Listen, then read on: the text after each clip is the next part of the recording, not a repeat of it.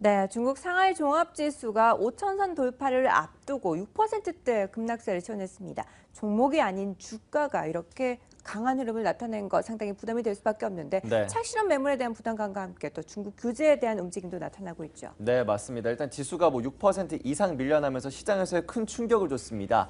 시장 안에서는 신용 거래를 규제할 것이다. 그리고 주가 조작 관련 수사를 더욱더 확대할 것이다라는 우려들이 불거지면서 네. 앞으로 추세적인 약세가 더욱더 이어질 수 있을 것이다라는 이야기도 나오는데요. 앞으로 어떠한 전망이 가능할지 MTN의 김종을 연구위원 모시고 이야기 나눠보도록 하겠습니다.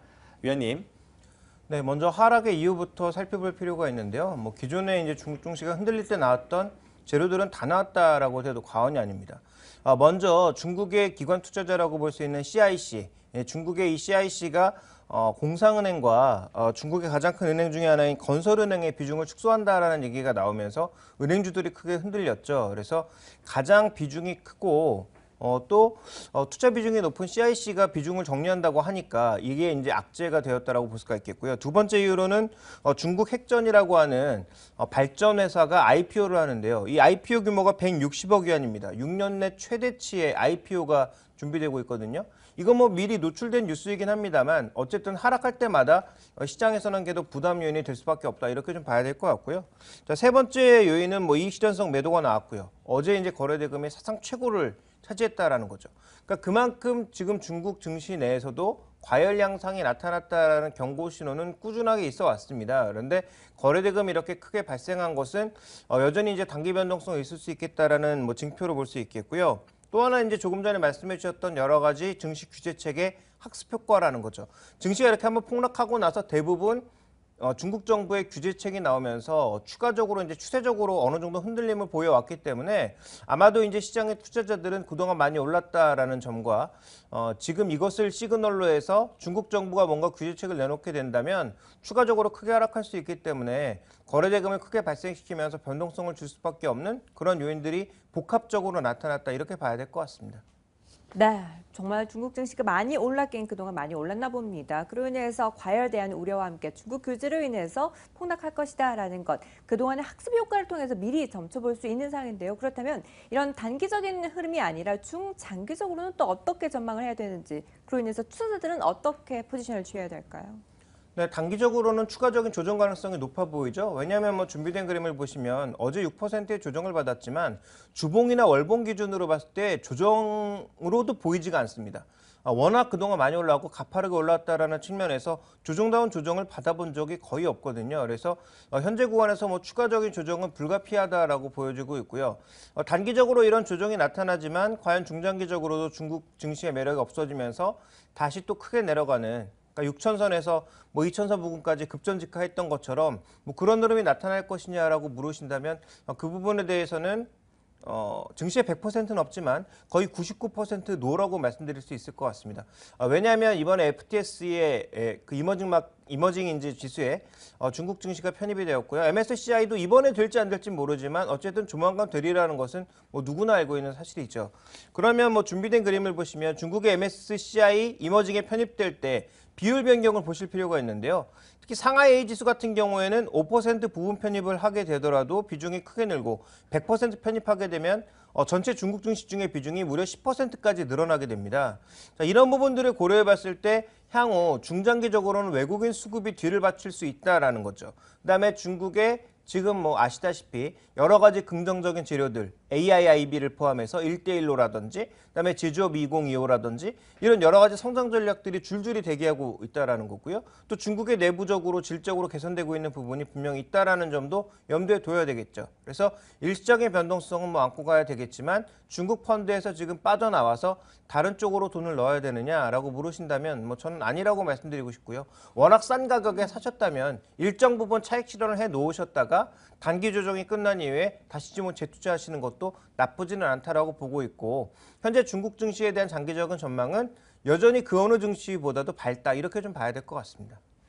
네, 추가적으로 단기 조정을 받을 수는 있겠지만 장기적으로 봤을 때의 그림은 여전히 좋습니다. 뭐 수급 상황도 나아질 만한 상황이 충분하기 때문에 앞으로도 긍정적으로 바라보자라는 이야기로 정리해 볼 수 있을 것 같습니다.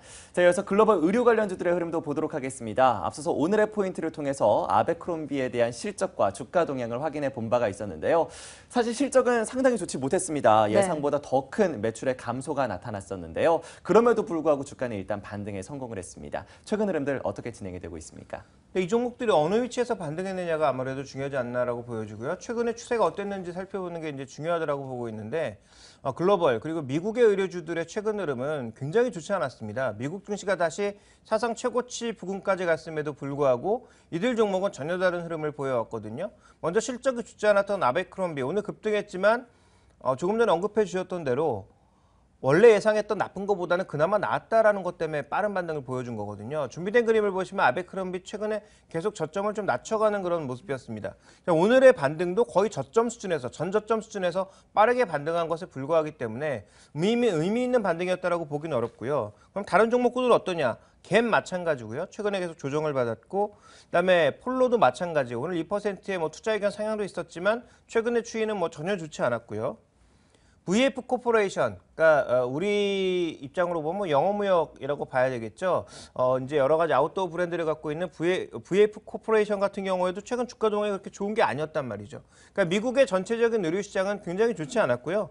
실제로 펀더멘탈 내용을 보니까 의류 소매 판매는 오히려 줄어드는 모습을 보였고 실제로 이런 의류들을 팔았던 대표적인 백화점들, 그 백화점들이라고 표현하기 조금 그렇지만 미국의 백화점들도 종류가 굉장히 많지 않습니까? 럭셔리 제품들을 파는 백화점이 있고 상대적으로 이제 생활마트 같은 그런 백화점류들이 있는데요. 자, 그런 백화점류들의 실적이 굉장히 좋지 않았던 건 의류 판매가 부진했기 때문이고요. 또 옆에 그림을 보시면 재고는 또 크게 늘어나는 모습을 보이면서 의류 산업 전반적으로 봤을 때 미국 시장 내에서는 그렇게 좋은 모습은 아니었다. 펀더멘탈도 그렇고 주가도 그렇고 좋은 모습이 아니었기 때문에 오늘의 반등은 그냥 일시적인 순환매 정도에 불과하다 이렇게 좀 볼 수 있을 것 같습니다. 네, 전체적인 그림에서 봤을 때 미국의 의류 시장 분위기가 좋지 않았습니다. 펀더멘탈적인 측면에서도 그렇고 재고량도 증가하고 있는 측면이 있는데 한국에서는 OEM 업체들을 비롯해서 흐름이 어떤지 한세실업과 영업무역 같은 종목들 어떻게 평가하시나요? 일단 글로벌 업체들, 그러니까 대만 업체들이 이제 유일하게 비교할 수 있는 대표적인 OEM 업체라고 보여지는데요. 대만의 이제 마카롯이라고 하는 회사가 가장 큰 OEM 업체고, 그다음에 이클렛이라고 하는 회사들이 있는데 이 회사들의 지금 매출의 규모라든지 아니면 매출 전망 같은 것들을 보시면 앞으로도 계속 늘어날 거다라고 보고 있습니다. 왜냐하면 자라 같은 스파 브랜드들이 계속 성장하면서 이쪽에 어쨌든 수요가 계속적으로 증가한다라고 보고 있는 거죠. 그래서 이 부분을 놓고 봤을 때는 분명히 국내 업체도 긍정적이다라고 볼 수 있는 부분이 있습니다만 실제로 보시면 주가와 밸류를 비교해 봤을 때 왜 우리나라 업체들이 상대적으로 뒤처질 수밖에 없는지 이유가 나옵니다. 왜냐하면 이클렛이라든지 마카롯 같은 것들이 훨씬 지금 ROE가 높고 PBR도 높은 상황이거든요.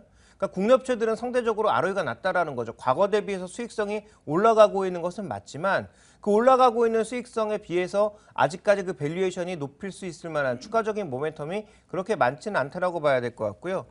해당 업체들의 밸류에이션, 한세실업은 그렇게 싸지 않습니다. 지금 여러 가지 성장성을 충분히 반영한 상태에서 거래되고 있기 때문에 일부 증권사들의 평가는 저평가라고 얘기하지만 제 기준에서 보면 이제는 페어밸류, 적정 가치에서 움직이고 있다고 보고 있고요.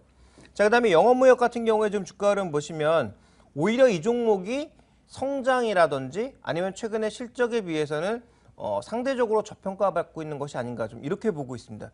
자, 그런 관점에서 봤을 때 저는 이제 투자하고 싶지 않고요. 왜냐하면 이제 글로벌 시장의 흐름을 놓고 봤을 때도 그렇고 아니면 한세실업이나 영업무역의 흐름이 그 외국 업체들의 흐름을 그대로 받아들일 수밖에 없는데 그들의 흐름이 그렇게 좋지가 않거든요. 그리고 앞으로 개선될 여지도 그렇게 많지 않다라고 보고 있기 때문에 그렇다면 해당 업체들의 주가 흐름도 그렇게 좋을 수는 없는 거죠. 그래서 이들 업체에 대해서는 기본적으로는 투자를 더하기보다는 비중을 축소하거나 좀 정리하시라라고 말씀드리고 싶고요.